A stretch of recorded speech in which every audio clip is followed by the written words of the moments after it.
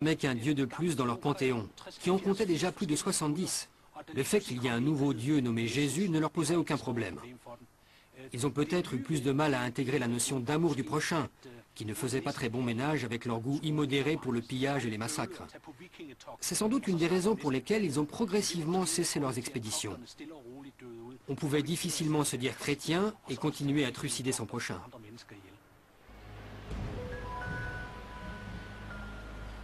Thangbrand est banni et revient en Norvège où il avoue au roi Olaf Tryggvason l'échec de sa mission. Selon lui, jamais il ne sera possible de convertir tous les Islandais au christianisme.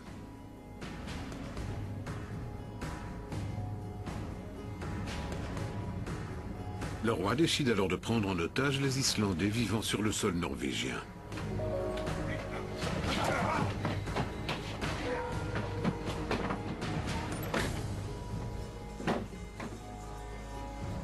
Il les fait arrêter et menace de les mettre à mort si l'Islande n'adopte pas la foi chrétienne.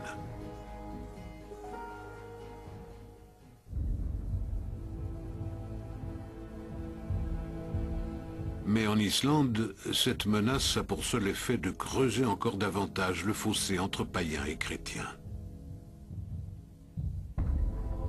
En l'an 999, les chefs de clan convoquent l'Althing, l'assemblée parlementaire, qui sera sans doute la plus importante de toute l'histoire de l'Islande.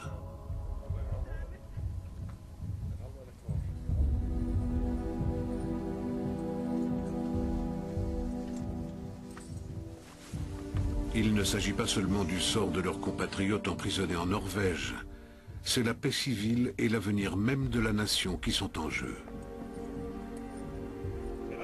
Ces Vikings, jusqu'alors si tolérants en matière de questions religieuses, campent sur leur position. Une guerre civile semble inévitable.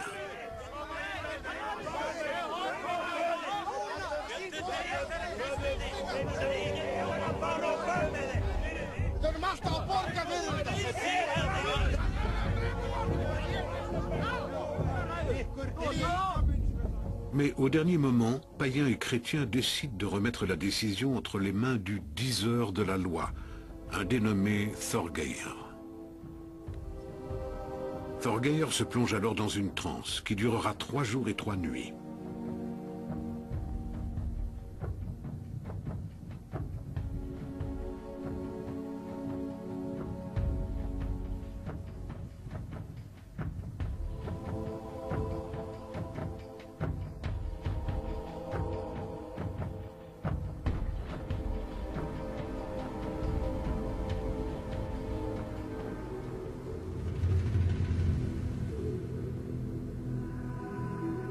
Au soir du dernier jour, il trouve la solution.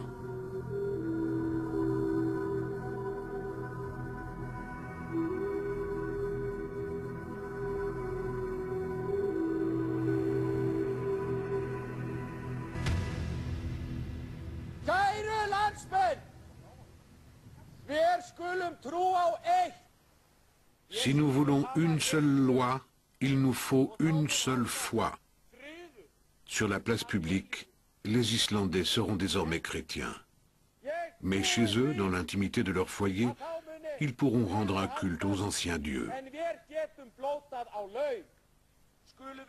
Un jugement dans la plus pure tradition viking, où la tolérance n'exclut pas le pragmatisme.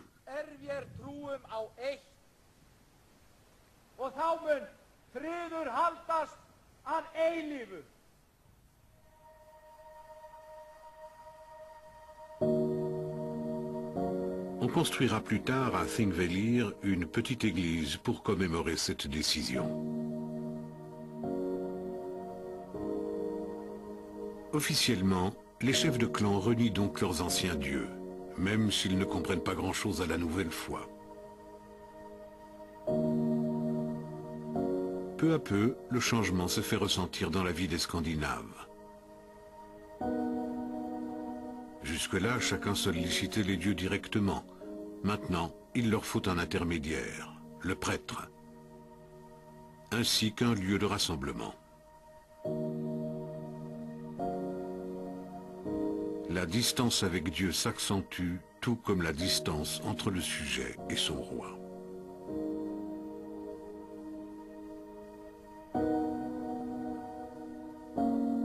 C'est de cette époque que datent les églises scandinaves en bois debout, une architecture unique en Europe.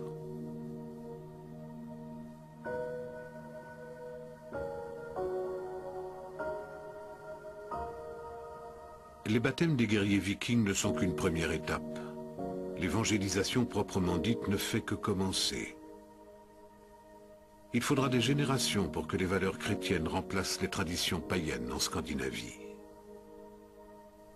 Ce n'est pas la christianisation qui sera à l'origine du déclin du monde viking, mais l'émergence de nouveaux royaumes plus puissants en Europe occidentale. Mais le mythe des vikings, lui, est toujours vivace. Le mythe du guerrier viking a toujours excité les imaginations.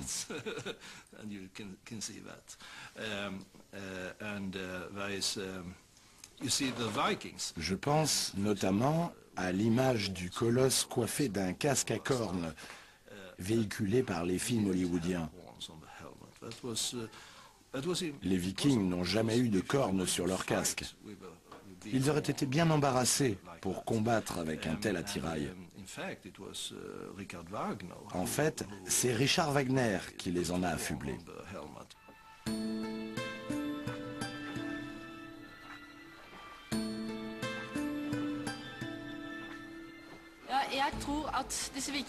Je crois vraiment que nos ancêtres vikings ont encore beaucoup à nous apprendre. Ils étaient curieux et aspiraient à rencontrer d'autres peuples et d'autres cultures. Pas seulement pour les tuer et les piller, mais aussi pour découvrir de nouvelles techniques, de nouvelles idées, une nouvelle spiritualité. Les Vikings étaient des gens très ouverts, avides de connaissances. Et toutes ces idées nouvelles, ils n'ont pas hésité à les transposer chez eux pour transformer leur société.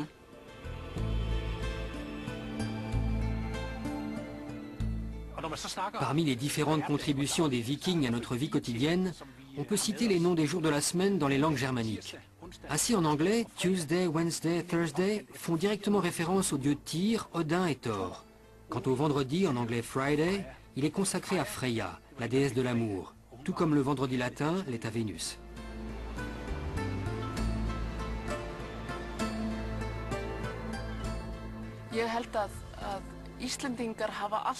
Je crois qu'au fond d'eux-mêmes, les Islandais sont toujours restés un peu païens face à la complexité et à la beauté de la nature qui les entoure. Dans la langue islandaise, le mot superstition se dit littéralement croyance parallèle, une notion qui renvoie au compromis historique de Þorgeir, qui a autorisé les Islandais à continuer à pratiquer en privé leur culte païen.